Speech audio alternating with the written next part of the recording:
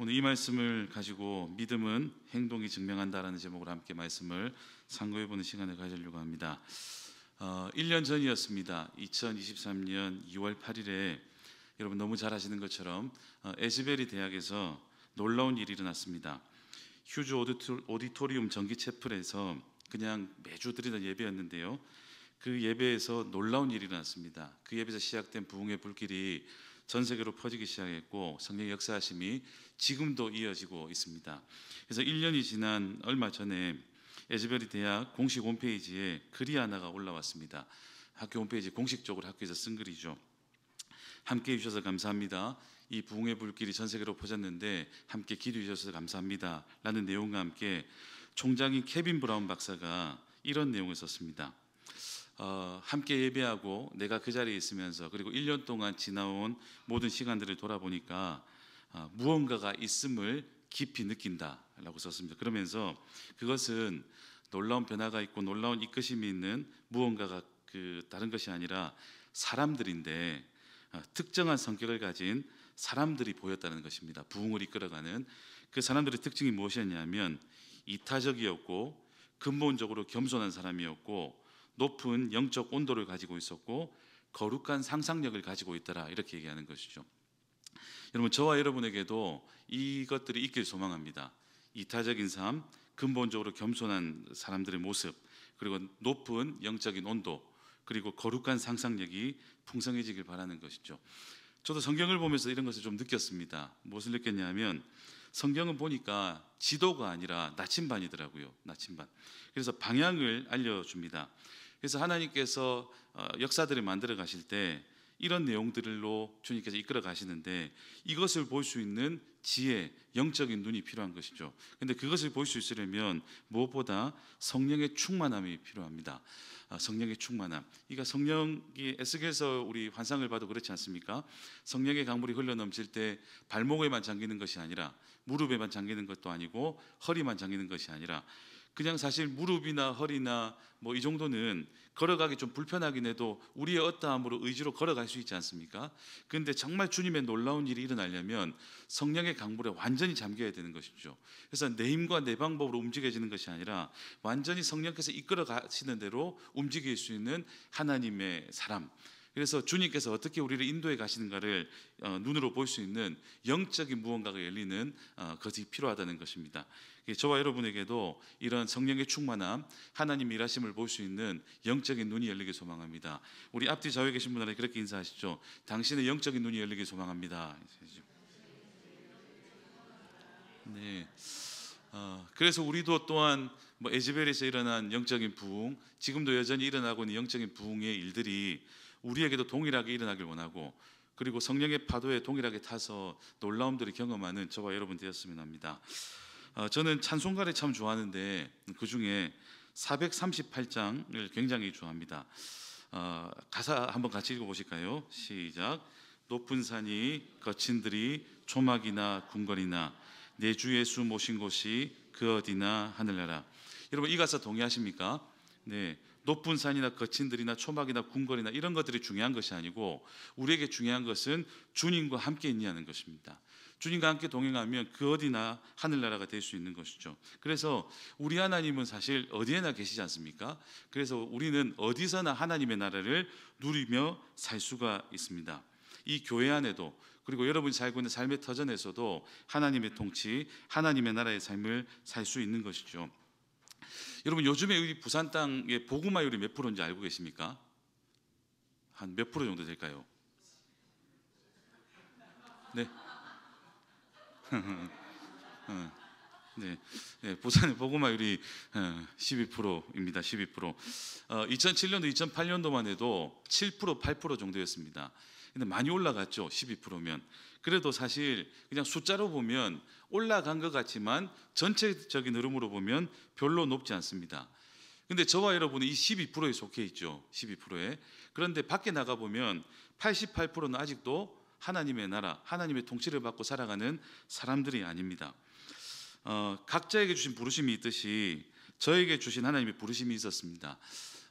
이렇게 12% 안에서 저와 여러분들처럼 함께 하나님의 나라를 누리고 살아가는, 함께 찬양하고 예배하는 이 교회 안에서 함께 사역하는 부르심을 처음에는 받았다가 주님께서 또 다른 부르심을 허락하셨는데 그게 뭐냐면 88%가 있는 곳으로 나가라는 것이었습니다.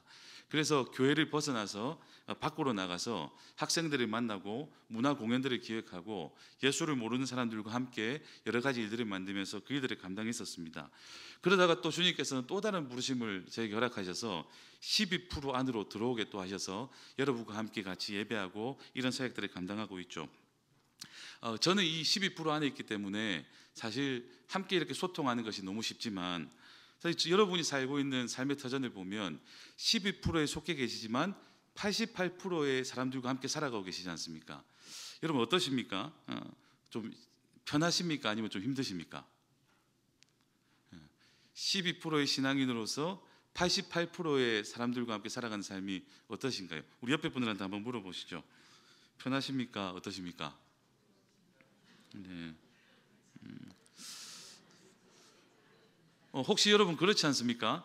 12% 우리 이렇게 살 때는 정말 거룩하게 하나님의 사람처럼 살아가다가 88% 안에 들어가서는 88%처럼 살아가고 있지는 않으십니까? 네, 고개를 까딱까딱 하시는 분들이 계신데 사실 우리 하나님께서는 우리에게 12% 속에 속해서 하나님의 나라의 삶을 살면서 하나님의 마음을 가지고 88% 속에 들어가서 세상 속에 살지만 세상 속에 속하지 않은 하나님의 나라의 삶이 무엇인가를 보여주라고 우리를 그 땅에 보내셨을 것입니다. 그런데 사실 그게 참 쉽지 않죠. 저도 12% 안에 속해 있다가 88%가 있는 그곳에 가서 살아보니까 쉽지가 않았었습니다. 그래서 지난주에 저희가 컨퍼런스를 했었는데 수요일 저녁에 오셨던 최윤식 박사님의 메시지를 들으면서 너무 제 모습 같아서 가슴을 쳤던 적이 있습니다. 합리적 패배주의에 저도 빠져 있었던 것이죠.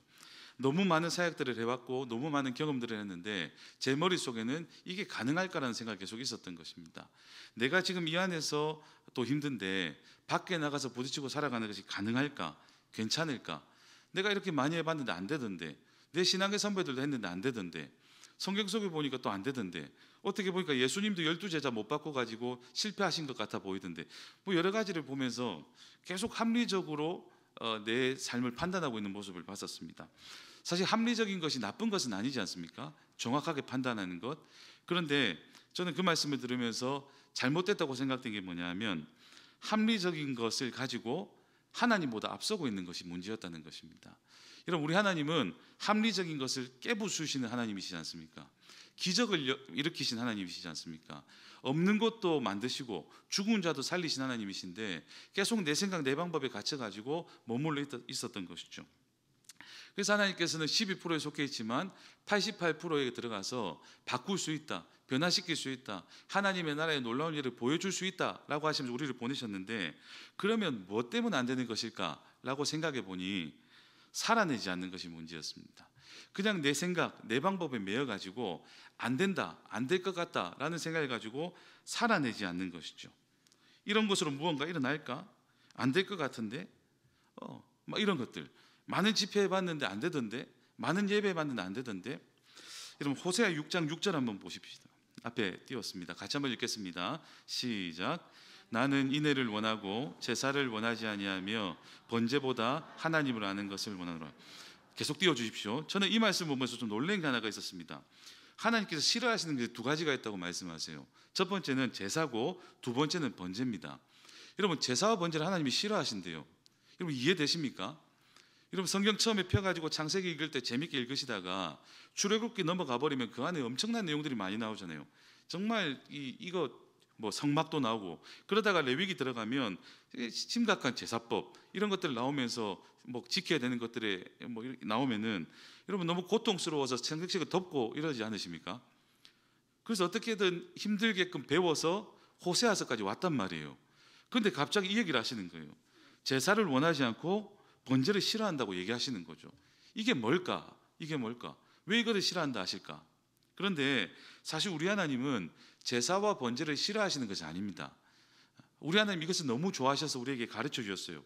그런데 그 안에 꼭 담겨야 되는 것이 빠져 있을 때 이것을 싫어하시는 것입니다. 그 안에 꼭 담겨 있어야 되는 게 무엇이냐면 인애와 하나님을 아는 것이죠. 사랑과 하나님과 깊이 있는 관계, 그러니까 하나님과 관계에 있는 예배를 해야 되고 정말 사랑의 마음으로 모든 사역들을 감당해야 되는데 그것이 빠져버린 형식만 남아있는, 그것만 가지고 무슨 승부를 보려고 하니까 안 되는 것이죠. 안 되는 것. 그래서 예배를 제대로 하면 그 속의 본질을 통해서 인애와 하나님과의 깊이 있는 관계가 생기게 되는데 이것이 빠져버리니 계속 실패하고 넘어지는 것입니다. 우리가 예배 때마다 얼마나 많은 말씀들을 듣습니까? 지난 컨퍼런스 때는 저희가 주일부터 해서 5일 동안 했습니다. 주일날 설교 들었죠. 또 뭐 월요일부터는 뭐 점심 저녁, 아침 점심 저녁, 아침 점심 저녁, 아침 점심 저녁, 정말 많은 예배와 많은 강의와 이런 것들을 들었습니다. 그리고 여러분 매주마다 새벽기도 하시지 않습니까? 주일에도 예배를 몇 번 합니까? 그리고 여러분 뭐 일주일에 한 번씩 금식기도 하시잖아요. 또 한 달에 한 번씩 철야기도도 하시고, 예, 마음 먹으면은 뭐 산에 올라가시고 뿌리도 뽑으시고 다 이렇게 살아가시지 않습니까? 네. 근데 왜 안 되는 걸까요? 왜? 문제는 뭔가 보니까 많이 먹어요, 많이 들어요. 근데 이것을 소화시키지 않는 겁니다. 소화시키지 않는 것. 그것을 가지고 움직이면서 살아내야 소화가 되고 내 몸으로 퍼져서 이것이 활동력을 일으키고 건강하게 되고 그러는데 말씀을 듣고 거기에 머물러 있는 것이죠. 그래서 내가 판단하면서 거기에 멈춰서 활동하지 않고 그러니까 계속해서 문제가 생기고 건강이 나빠지는 것입니다. 오늘 제가 제목을 믿음은 행동이 증명한다라는 제목을 잡았는데 이 제목으로 나온 책이 있습니다. 이 책인데요, 믿음은 행동이 증명한다. 그래서 쉐인 클레어본이라는 사람이 쓴 책인데 이 책에 보면 영적인 폭식증을 얘기를 합니다. 영적인 폭식증. 우리 이 세상에 살고 있는 많은 사람들이 영적인 폭식증에 걸려 있는 것 같다라고 얘기를 해요. 그게 뭐냐면 정말 많이 먹어요, 정말 많이 들어요. 근데 소화를 못 시키는 거예요. 살려고 안 하는 겁니다. 그냥 12% 안에 속해서 그렇게만 살아가면 된다라고 착각을 하는 거죠. 근데 우리 하나님이 그렇게 하라고 우리에게 이 땅에 살게 하실까요? 우리 하나님의 목적은 우리가 여기서 구원받고 그냥 끝나는 삶이 아니라 정말 구원받아서 의인이 되었다면 의인으로 살아가는 삶이 무엇인가를 이 땅에서 보여주고, 아직 그것이 모르는 사람들에게 예수를 전해서 함께 그 하나님의 나라의 삶을 살도록 초청하라고 우리를 이 땅에 파송하시고 보내신 건 아니겠습니까? 근데 우리는 살아내려고 하지 않고 이 안에서 계속 들으면서 이 안에서 뭔가 자랑하면서 서로서로 경쟁하면서 또 서로서로 질투하면서 머물러 있으려고 하는 문제들이 있다는 것입니다. 소화를 시켜야 됩니다. 살아내야 되는 것이죠. 우리 옆에 분들에게 한 번 더 그렇게 격려하시죠. 살아내는 신앙이 됩시다. 네. 네. 여러분 정말 그래요. 예수 만나면 인생이 변합니다. 여러분 믿으십니까? 네. 저도 변했어요. 저도 참 진짜 제가 변한 거 기적입니다. 네, 기적입니다. 저 사실 이게 굉장히 그런데 이 녹화되는 거를 저희 부모님이 다 듣고 계시거든요. 저희 부모님이 듣고 항상 이 끝나면 집에 전화가 와요. 그래서 설교 내용이 어땠다, 아니면 은혜 받았다 이런 내용으로 사실 시작하지는 않습니다. 살 빼야 되겠더라 이렇게 시작하긴 해요. 그런데 제가 이전에 어떻게 살았다 이런 얘기를 하면 우리 사실 부모님도 예전에 제가 살았던 모습을 아니까 참 이렇게 어쨌든 하나님이 살아계심을 같이 찬양하시는 것 같습니다. 예수 만나면 변해요. 그 진짜 그렇습니다. 그 성경 보면 나오지 않습니까? 출애굽기 봐도 예배 제대로 하면 하나님의 영광을 경험해요. 근데 하나님의 영광을 경험하면 그 다음에 뭐가 이어지냐면 선교적인 삶을 살아갑니다. 진짜 예수를 경험한 사람은 전하지 않을 수가 없어요. 너무 맛있는 음식을 먹어도 얘기하고 싶고, 너무 좋은 영화를 봐도 얘기하고 싶고, 또 좋은 사람을 만나도 전하고 싶고, 뭐 이렇게 된단 말이죠. 지난주에 우리 컨퍼런스 때 마지막 날에 타미오카라는 세계적인 찬양 인도자가 왔습니다. 우리 교회 왔다 갔어요. 그러니까 그것을 본 사람들이 인스타그램에 글을 적기 시작하는데 타미오카 봤다, 타미오카가 왔다, 타미오카가 찬양했다 이런 것들이 수두룩 빽빽한 겁니다. 와, 부산에 왔다, 부산중앙교회에 왔다, 이 기적적인 일 아니냐, 놀라운 일 아니냐. 자기가 경험하니까 누가 시키지 않은 대로 얘기하고 살아가게 되는 것이죠. 진짜 예수를 경험하면 바뀌어요. 예수를 경험하면 그렇게 살 수밖에 없어요. 근데 왜 우리가 12%에 속해 있는데, 예수를 경험했다는 사람들이 속해 있는데 왜 밖으로 나가려고 하시고 여기 머물러 있는 것인가? 어쩌면 우리는 진짜 경험하지 않았거나, 아니면 내 생각에 빠져가지고 주님보다 앞서 있거나, 영적인 폭식증에 걸려가지고 움직여야 되는데 못 움직이는 병에 걸려 있거나 그렇지 않을까라는 것입니다. 여러분 호세아서 4장 1절도 한번 보실까요? 호세 4장 1절. 자, 같이 한번 읽어보겠습니다. 시작. 이스라엘 자손들아, 여호와의 말씀을 들으라. 여호와께서 이 땅 주민과 논쟁하시나니 이 땅에는 진실도 없고 인애도 하나님을 아는 지식도 없고. 여러분 보십시오. 지금 하나님께서 이스라엘 자손들에게 여호와의 말씀을 들으라면서 논쟁하신대요. 이게 뭐냐면 고소한다는 거거든요. 이스라엘 백성들의 모습이 너무나도 정말 악해가지고 이상해서 내가 너희들 고소해야 되겠다라고 얘기하는데, 이 땅에는 하나님의 백성으로 살아간다고 얘기하는 이 사람들의 모습에는 진실도 없고 인애도 없고 하나님을 아는 지식도 없답니다.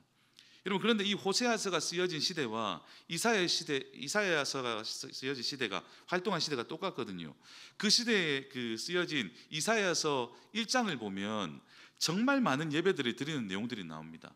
뭐 주일 예배는 주일 예배대로 다 드리고, 절기란 절기는 다 지키고, 헌금이란 헌금은 다 하고, 대회로 모이기도 하고, 새벽 예배도 하고, 모든 절기는 다 지키는데 주님께서는 그들의 예배를 보고 뭐라 하시냐면, 현대어 성경으로 보고 또 메시지 성경으로 보면 그 예배 역겹다고 그래요. 예배 역겹다. 너희들이 하는 모습들이 너무나 역겹다.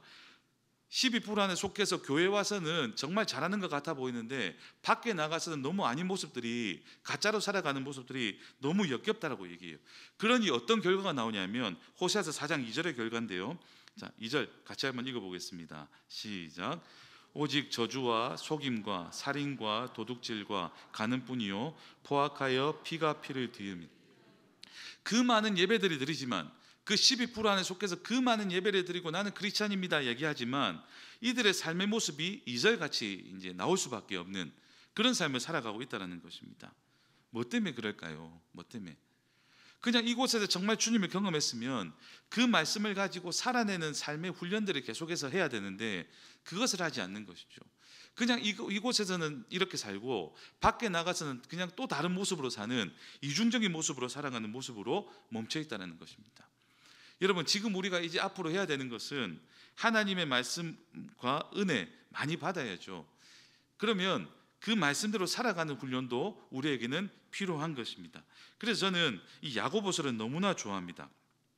이 야고보서의 저자인 야고보는 원래 이 야고보서를 쓸 정도로 이런 모습을 살아가지 않았습니다. 그런데 부활하신 예수를 직접 경험하고 나서 달라지게 되는 것이죠. 그러고 나서는 예수 중심의 사람, 자기 부인을 하는 사람으로 철저하게 바뀌게 됩니다.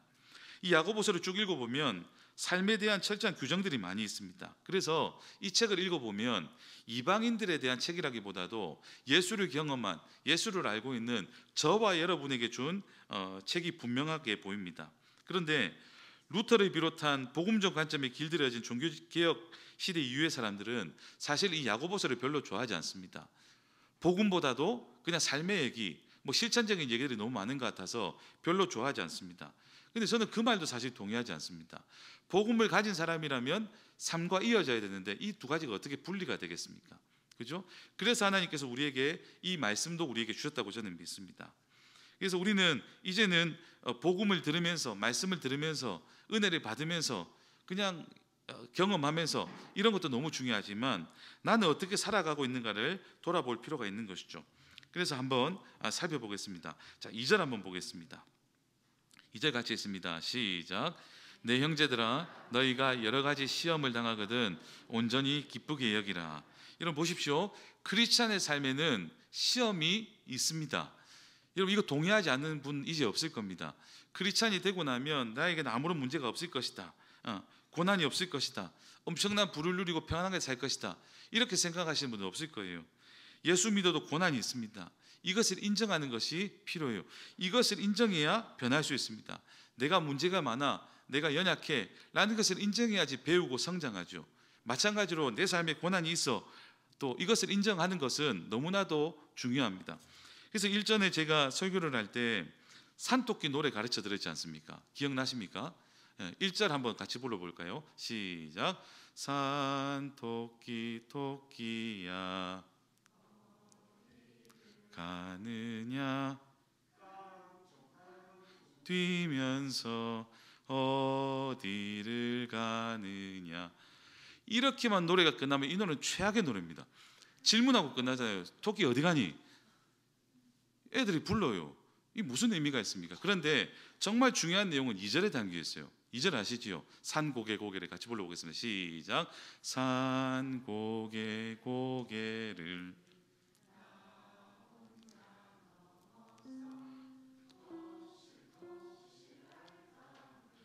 주워서 올. 여러분 보십시오. 토끼 어디 가니? 질문을 해요. 그랬더니 토끼가 답을 합니다. 나 알밤 주러 가. 그죠? 자기가 어디로 가야 될지 무엇을 해야 될지 분명히 알아요. 그런데 2절의 가사를 보면 내가 살아가는 삶에 고난이 있다는 것도 인정합니다. 산 고개 고개가 있다는 거. 그리고 내가 살아가는 삶은 나 혼자 가는 외로운 길이라는 거. 그럼에도 불구하고 난 토실토실 알밤 주러 갈 거야. 인정을 한다니까요. 그러니까 갈 수 있는 거예요. 이건 맞지 않습니까? 만약에 이것을 인정하지 않으면 우린 토끼보다 못한 사람들입니다. 네, 그렇죠. 그래서 내가 인정을 해야 우리는 성장할 수 있습니다. 아무런 고난이 없다, 아무 힘든 일도 없을 것이라고 생각한다면 고난이 닥쳐왔을 때 좌절하거나 넘어지거나 포기합니다. 그런데 고난은 있어. 그런데 더불어서 나는 그것을 뛰어넘을 수 있는 실력도 있어. 주님께서 나에게 이것을 주셨어. 주님과 동행하면 모든 것들을 해결할 수 있어. 이런 마음을 가질 때 승리할 수 있는 것이죠. 옆 분에게 한 번 더 그렇게 고백하십시다. 고난이 있어. 하지만 뛰어넘을 실력도 있으십니다. 시작. 네. 그런데 여기 나오는 시험은 이 내면에서부터 나오는 유혹 이런 것들을 얘기하는 것이 아니라 외부로부터 오는 시련을 말하는 것입니다. 시련. 그러면서 그 이전에 나오는 이 만나거든이라는 것은 중간에 뚝 떨어지다는 것인데, 이것이 뭐냐면 이 내부로부터 생기는 유혹은 육체를 파괴하고 죽이고 이런 것이지만, 외부로부터 오는 시련은 이것에 낙심하지 않고 낙담하지 않고 맞서서 이겨서 싸워내면 이길 수 있다라고 얘기하는 것이거든요. 그런데 이것을 이길 수 있는 방법은 뭐냐면 기쁨으로 이길 수 있다. 이것을 기쁨으로 맞이해라 라고 얘기하는 것입니다. 이것은 능히 이길 수 있는 주님과 함께하니, 이 야고보서 우리 크리스찬들에게 주는 메시지라 했지 않습니까? 복음을 가지고 예수와 동행하는 삶을 살고 있으니 시련과 고난이 와도 주님과 함께하면 모든 것을 이길 수 있어. 그러니 기쁨으로 이겨내 라는 메시지거든요. 그렇게 얘기하고 있는 것이죠. 그런데 이것을 할 수 있도록, 이것을 통해서 인내를 얻을 수 있도록 할 수 있는 그 방법이 있는데, 그것이 뭐냐면 지혜라는 것입니다. 지혜. 여러분 5절 한번 읽어보십시다. 5절. 자, 5절 같이 있습니다. 시작. 너희 중에 누구든지 지혜가 부족하거든 모든 사람에게 후히 주시고 꾸짖지 아니하시는 하나님께 구하라. 그리하면, 우리에게는 이 지혜가 필요해요. 그러니까 이것이 시련이다, 주님과 함께하면 이길 수 있다는 것을 볼 수 있는 영적인 눈, 아까도 부흥이 일어나고 있는 여러 가지 상황들을 볼 수 있는 눈이 필요하다 했지 않습니까? 그것을 볼 수 있는 것이 지혜거든요. 이 지혜가 솔로몬이 받았던 지혜와 동일한 단어입니다. 다윗이 왕이었는데 너무나 나라를 잘 다스렸지 않습니까?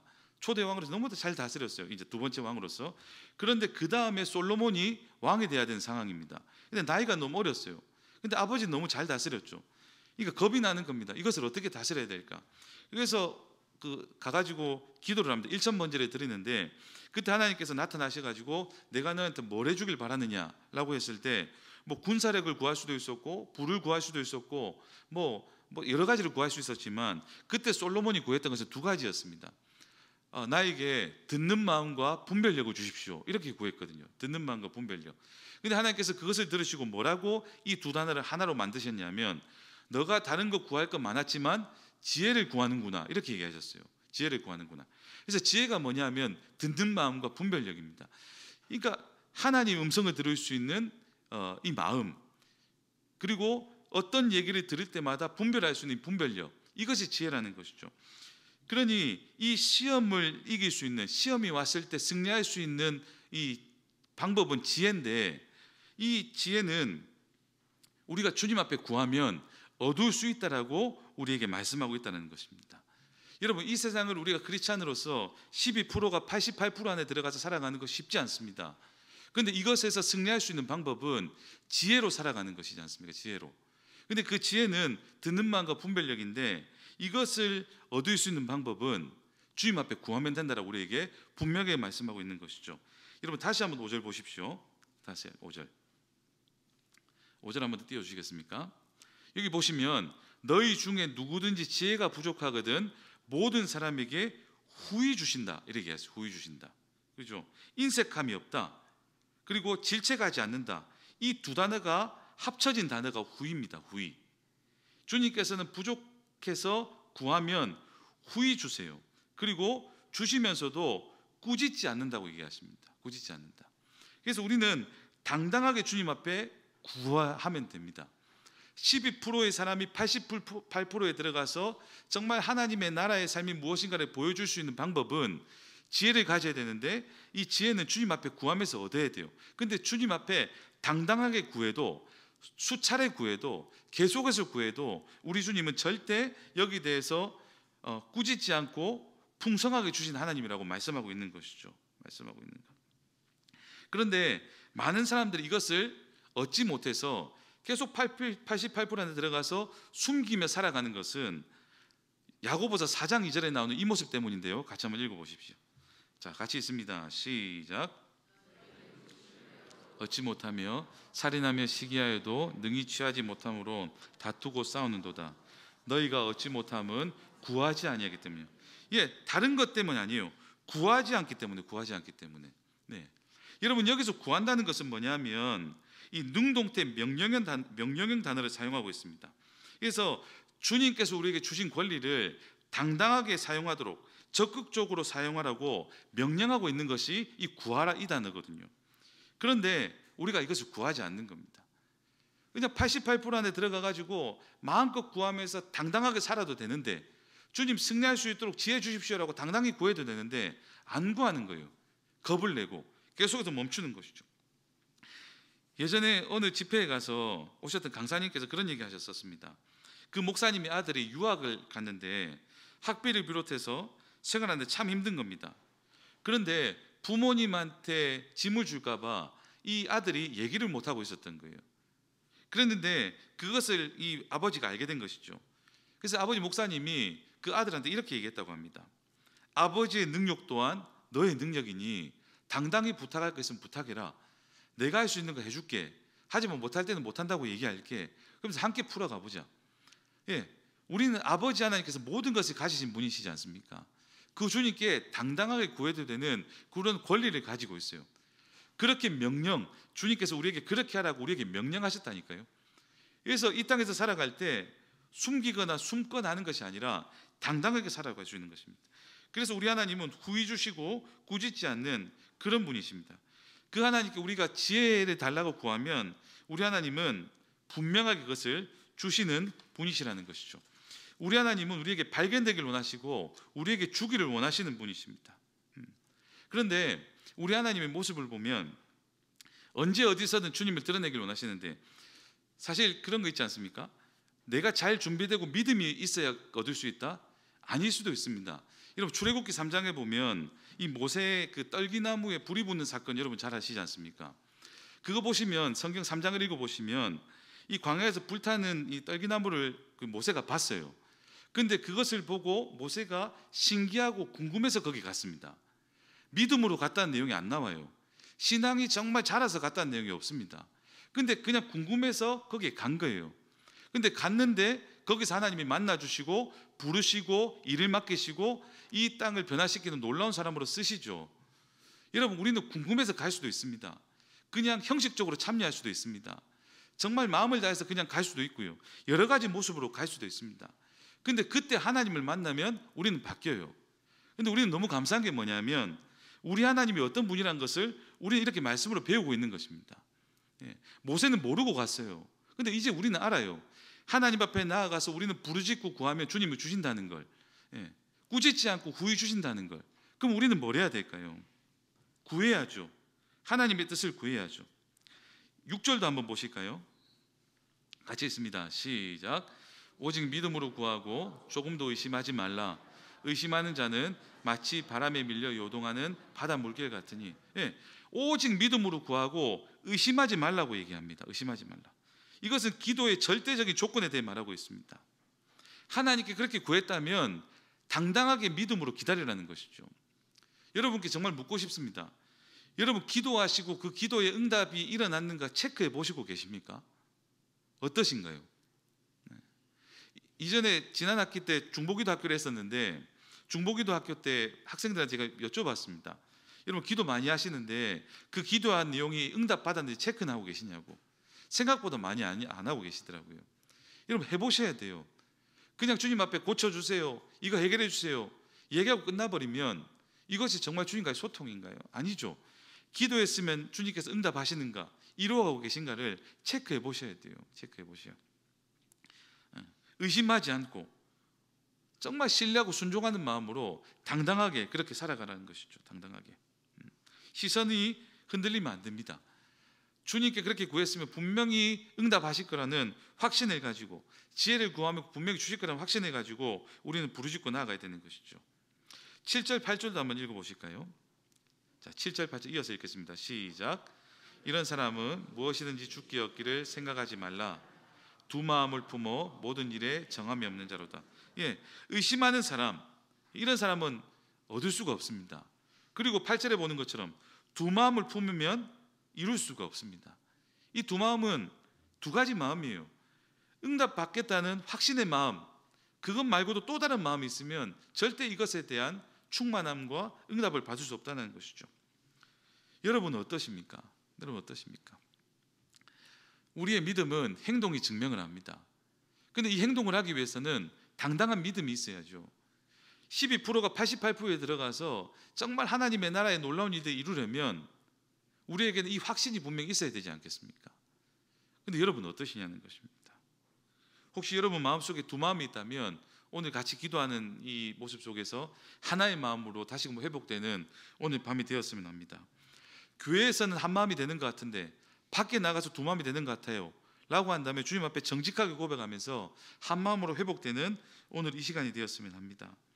두 마음을 품으면 승리할 수가 없습니다.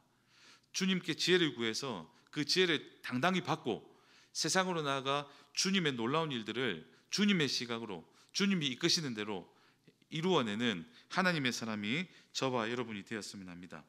세상에 살지만 세상에 속하지 않는 삶, 세상에서도 그리스도의 향기를 드러내는 저와 여러분의 삶이 되길 소망합니다. 우리 함께 같이 기도하시겠습니다.